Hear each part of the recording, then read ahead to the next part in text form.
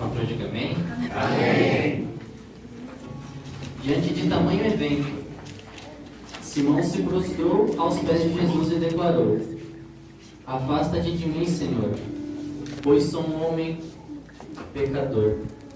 Porquanto ele e seus companheiros estavam maravilhados com a pesca que haviam realizado, assim como Tiago e João, os filhos de Zebedeu, que eram sócios de Simão. Todavia, Jesus revela a Simão: não tenhas medo, a partir deste momento tu serás um pescador de vidas humanas. Então eles arrastaram seus barcos para a praia, renunciaram todas as coisas e seguiram a Jesus.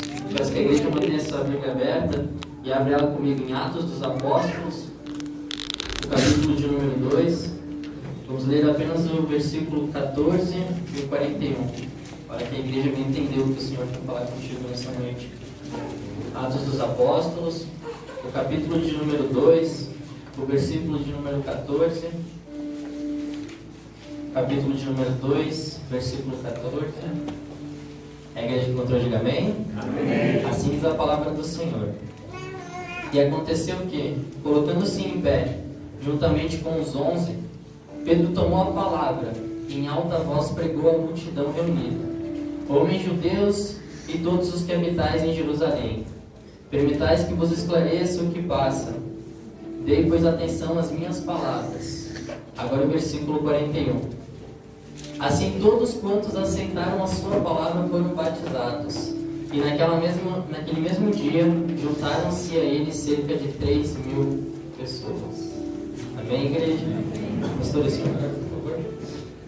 Senhor, meu Deus e eterno Pai, em nome de Jesus Cristo de Nazaré, eis aqui o teu filho, Senhor, que vai usar em tuas mãos, que irá trazer uma mensagem aos nossos corações. Pai, eu lhe peço neste momento que o teu Espírito ajude ele, Senhor, a lembrar, Senhor, tudo quanto ele tem preparado para entregar à tua igreja.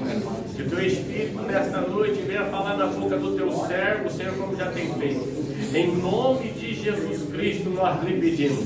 Entregue, Senhor, aos nossos corações o que verdadeiramente nós precisamos ouvir nesta noite. E continue usando o teu servo, no nome santo de Jesus, o nosso Senhor. Amém. A igreja pode tomar seu assento, em nome de Jesus. Observamos que estamos em uma campanha, e a qual eu tenho certeza que, quando o pastor anunciou, ela falou muito grande aos nossos corações, pois o gigante é uma coisa que existe muito nas nossas vidas. Percebemos que não é mais um gigante físico, como no mundo, no tempo de Davi, mas é um gigante espiritual. E talvez por ser espiritual ele se torne até um pouco mais difícil. Observamos que quando lemos tanto Lucas quanto Atos dos Apóstolos, são livros escritos por Lucas, que foi um homem que ele não teve o privilégio de conhecer a Jesus, assim como João, assim como Pedro. Ele não teve esse prazer. Observamos que este homem, ele foi discípulo de Paulo, que teve sua conversão. Seu nome era Saulo, se tornou Paulo, e assim a gente sabe essa história. Só que o que Jesus traz para o meu coração e para o teu hoje é sobre o chamado de Pedro. E é muito interessante que nós, que estamos servindo ao Senhor e temos o chamado, a gente sabe que no chamado tem muito gigante. A gente sabe que no momento que a gente aceita, o gigante já se posiciona. Ou melhor, antes de aceitar, ele já está se posicionando. Do nosso nascimento até a gente se converter, o gigante ele já se levanta. E na vida de Pedro não foi diferente. Pedro, ele foi um homem que nasceu em Betsaida, cujo nome tem significado casa da pesca. Observamos que este homem, ele era um pescador. E a palavra nos relata em Lucas 5, como lemos, que Jesus ele passava ao lado do lago de Genezaré. E passando Jesus, ele vê aquela multidão e 2 barcos a fundo. Barcos que eram de pescadores, que a palavra nos relata que passaram a noite inteira pescando. Jesus ele vê aqueles barcos e ele se aproxima. Se aproximando dos barcos, ele vê o Simão Pedro e fala assim: afasta da terra que eu vou entrar. Jesus ele entra e começa a pregar na multidão.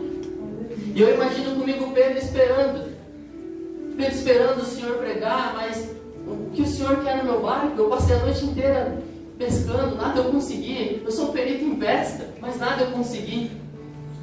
E aí Deus já ministrava uma coisa no meu coração, que às vezes até o fracasso ele tem um propósito.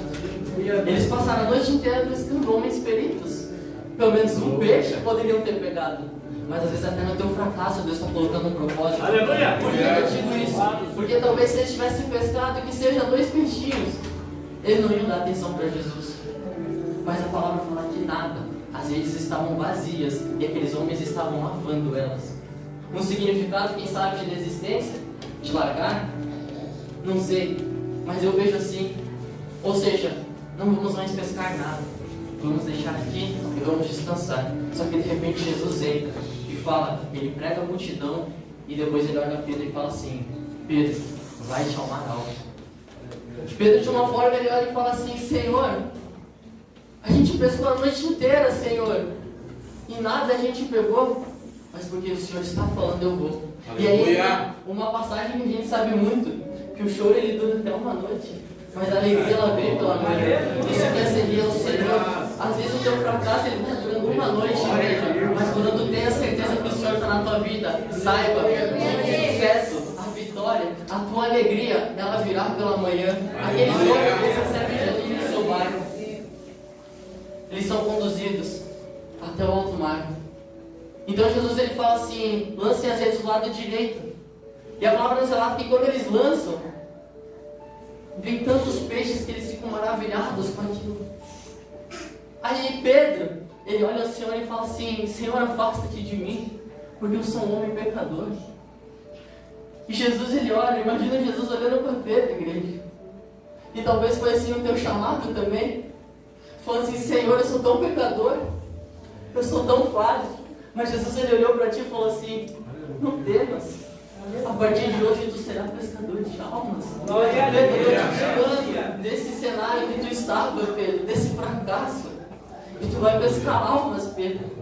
O fracasso ele não vai estar mais na tua vida, Pedro, porque agora tu vai pescar almas para mim.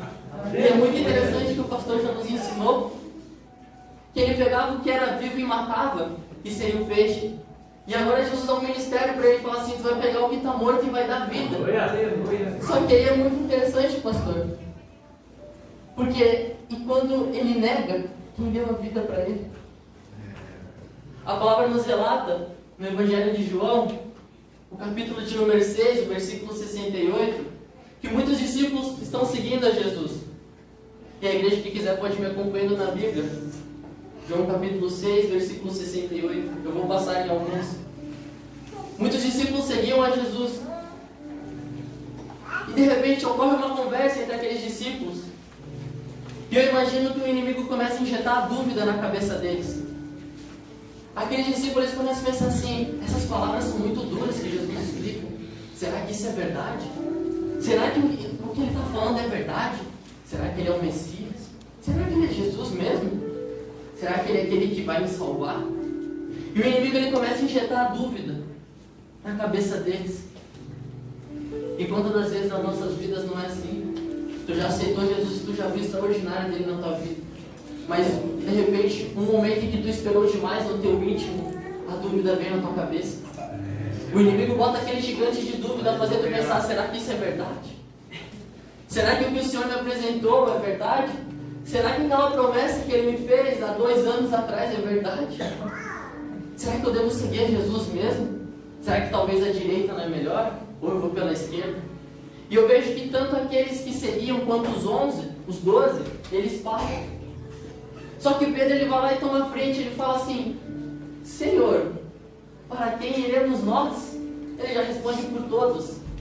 Ele fala assim: Senhor, para quem iremos nós se só tu, Senhor, tens as palavras de vida eterna. A gente observa que Pedro estava totalmente forte na presença do Senhor. E assim ele responde pelos 11 que estavam atrás, falando: Senhor, eu não tenho lugar para ir, eu não tenho pessoa, eu não tenho, eu posso até voltar para a pesca, Senhor, mas eu não vou dar a palavra de vida eterna que tu tem. Então a palavra nos relata em Mateus 26:14, vai nos relatar sobre a vida de um homem E aí eu vou botar um segundo chamado, que é o de Judas. Mateus 26,14 vai nos declarar que Judas, ele vai até a casa dos chefes dos sacerdotes. E chegando lá, ele pega assim: o que vocês querem para que eu entregue a Jesus? E aqueles homens, eles vão lá e pesam 30 moedas. E falam: é isso. E enquanto eu meditava, Jesus ele falava assim: esse é o gigante financeiro que aflige tanto o meu povo. Quantas das vezes vem esse gigante financeiro e quer tirar a gente da presença, igreja? Gigante que quer te fazer perder um dia de culto para ficar um pouquinho a mais. Gigante que quer te desviar pelo dinheiro, igreja. Judas ele simplesmente foi por 30 moedas. Só que, igreja, Judas ele tinha o dono do ouro e da prata do lado dele. E era isso que eu não conseguia entender. Um homem que tem o dono do ouro e da prata, ele vai comprar dinheiro e vende o dono do ouro e da prata. Igreja, deixa eu falar com o teu coração. Ainda que esse gigante financeiro talvez te atinja, eu não conheço a tua vida. Talvez esse gigante do dinheiro que tem te afligido, tem deixado tu preocupado. Igreja, saiba que ele está caindo, igreja. Porque o Senhor, ele é fiel na tua vida, igreja. Gigante financeiro, igreja, ele está caindo. Sabe por quê, igreja? Porque Deus é fiel, igreja. A palavra nos declara que em Mateus 26, 31, Jesus ele entra em uma conversa com os discípulos e ele declara assim: olha, reunidos, ele fala assim: um de vocês vão me trair, um de vocês vai me negar. E Pedro ele se levanta e fala assim: ainda que todos te deixem, Senhor, eu jamais te deixarei, Senhor. Aí Jesus ele fala assim: Pedro, ainda hoje, ainda antes que o galo cante, 3 vezes tu me negarás, Pedro. Aí Pedro ele fala assim: se for preciso eu morro junto a ti, mas eu jamais te negarei. Posicionamento de novo de Pedro. Quando os discípulos pensaram em parar, quando surgiu o gigante da dúvida, ele se posicionou na frente. Quando vem esse gigante, ele se posiciona de novo. Então lá nos declara que Jesus ele vai até o Getsemane. E ele começa a orar. Até que vem Judas, juntamente com o exército. Judas ele vem com o exército e ele fala assim: olha, esse que eu soldado com um beijo no rosto, é esse que vocês têm que prender. Então Judas ele vai até Jesus e fala assim: eu te salvo. E dá um beijo no rosto de Jesus. Jesus então é conduzido. E a palavra nos declara que Pedro ele vai seguindo a Jesus conforme Jesus é conduzido. Pedro ele vai olhando Jesus e todos os passos a qual Jesus está indo. E Pedro vem atrás. E de repente a palavra nos declara que aqueles homens, quando eles levam Jesus para dentro da casa dos sacerdotes, os homens eles montam uma fogueira no pátio. E nessa fogueira Pedro ele olha e senta ao redor junto com aqueles homens. E sentando junto com aqueles homens começa a ocorrer um diálogo. E eles começam a falar assim: não era tu que estava com ele? Tu é Galileu? Não sou eu não conheço este homem. Não, mas eu te vi com ele lá. Não, eu não conheço este homem. E a palavra nos relata que quando ele vai negar pela 3ª vez, o galo canta. E Pedro, ele olha para Jesus e Jesus fixa o olho nele. Naquele momento Pedro ele chora amargamente, porque ele vê que o que o Senhor tinha falado era verdade. E talvez nem ele mesmo se conhecia tanto quanto Jesus o conhecia. Ele falou assim: eu jamais vou te negar. Mas ele totalmente o medo bateu na frente de Pedro. Às vezes, igreja, o inimigo ele posiciona gigante de medo nas nossas vidas, fazendo com que o outro caminho seja melhor, fazendo com que a gente negue a palavra do Senhor. fazendo com que a gente não siga os passos dele. Pedro, naquele momento, ele poderia ter dito que conhecia o Senhor, mas naquele momento ele nem se lembrou de onde Jesus tirou ele. Ele apenas disse, ele falou assim: eu não conheço este homem. Então a palavra nos relata que Jesus ele é crucificado. E 3 dias depois ele ressuscita e fala assim: eu vou atrás dos discípulos e também de Pedro. E a palavra nos relata em João 21 que Pedro estava muito angustiado com o que tinha feito. E ele olha para os discípulos e fala assim: olha, eu vou ir pescar. Eu vou voltar à minha velha vida. Porque eu pensei que o que eu era eu não sou. Eu neguei o Senhor. Eu dei minha palavra que eu não faria isso, mas eu fiz. Ele volta à velha vida e começa a pescar de novo. E a palavra declara que os discípulos eles vão junto com Pedro. Então eles pegam a rede, eles pegam um barco e eles voltam ao mar alto de novo. Só que por incrível que pareça, eles passam a noite inteira pescando de novo e nada eles pescaram. Aí Jesus ele aparece na beira do lago e fala assim: filhos, tendes algo aí para comer? E Pedro ele olha juntamente com os discípulos e de uma forma muito forte eles falam assim: não. Então Jesus ele grita assim: lancem as redes do lado direito. Aí diz a palavra que eles jogam e naquela rede vem 153 grandes peixes. Então João ele olha para Pedro, ele olha para o barco, ele olha para a rede e ele fala assim: Pedro, é o Senhor. Então a palavra nos relata que Pedro, sabendo que era o Senhor, com tamanha tristeza do que ele tinha feito, ele se joga dentro do mar. Ele cinge a sua túnica e se joga com medo do que ele tinha feito. Então a palavra nos declara que aqueles homens eles pegam o barco e voltam até a beira da praia e vão até Jesus. E é interessante que Jesus ele monta a fogueira, a mesma fogueira que Pedro negou. Jesus ele coloca a fogueira e aceita os discípulos ao redor. Quando Pedro ele nega, tinha uma fogueira, os homens sentados ao redor. Quando Jesus volta, ele faz o mesmo cenário. Ele coloca a fogueira, os homens sentam ao redor. E aí a palavra nos relata que ele assa peixe e dá para os discípulos.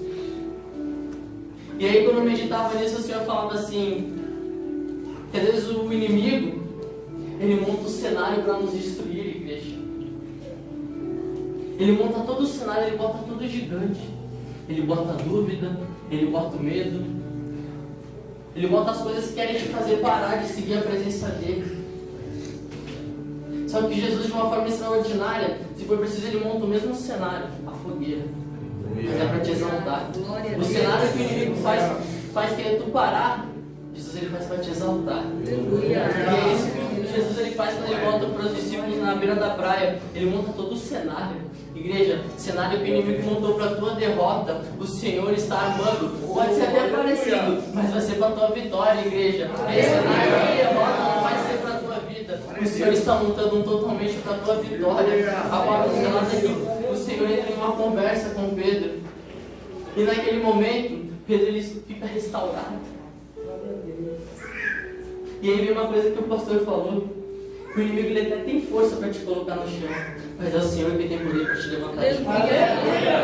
Talvez ele não tinha forças para se levantar, mas o Senhor foi lá e com poder restaurou Pedro. Falou assim: Pedro, o teu chamado é para ser pescador de almas, Pedro. E é por isso que lá em Atos, igreja, quando Pedro ele começa a pronunciar, cerca de 3.000 almas se rendem aos pés dele. Sabe o que isso quer dizer, igreja? É que Jesus ele não deu peixes a Pedro apenas para alegrar o coração de Pedro, mas é porque ele sabia que Pedro ia dar muito lucro para ele.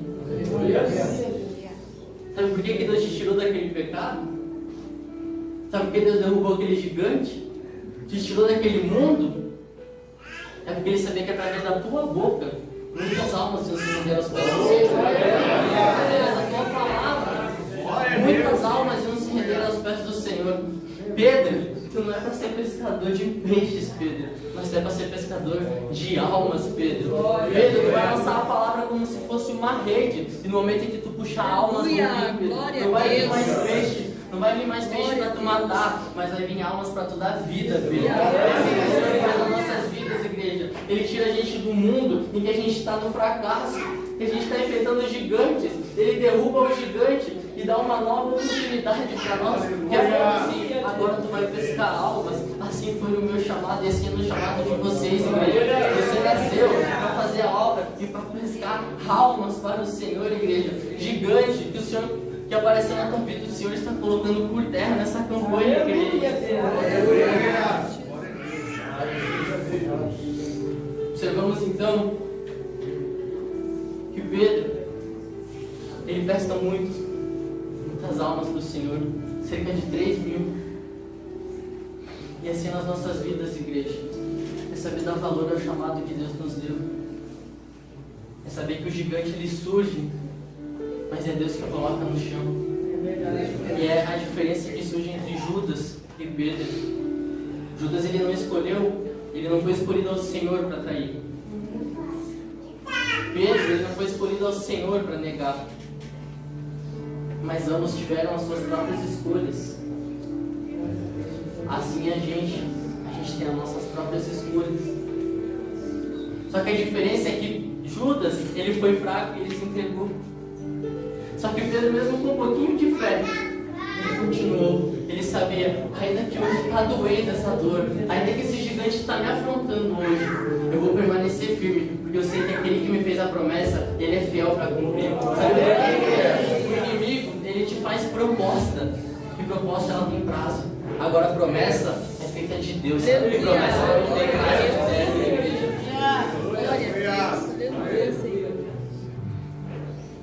E assim observamos que então, em Atos 2, a gente vê que o chamado de Pedro continuou. E as 3.000 almas que ele ganhou para Jesus, foi tudo fruto de perseverança no seu ministério. O gigante afrontou Pedro também.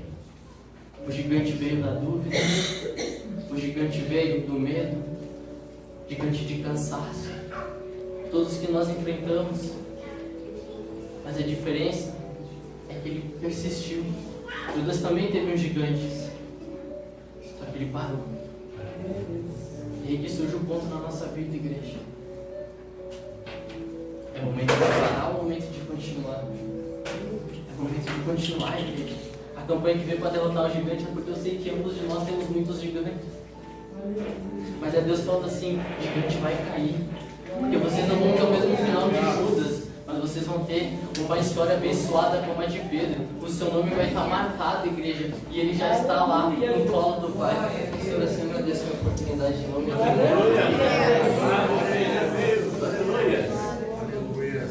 Vamos colocar de pé, em nome de Jesus.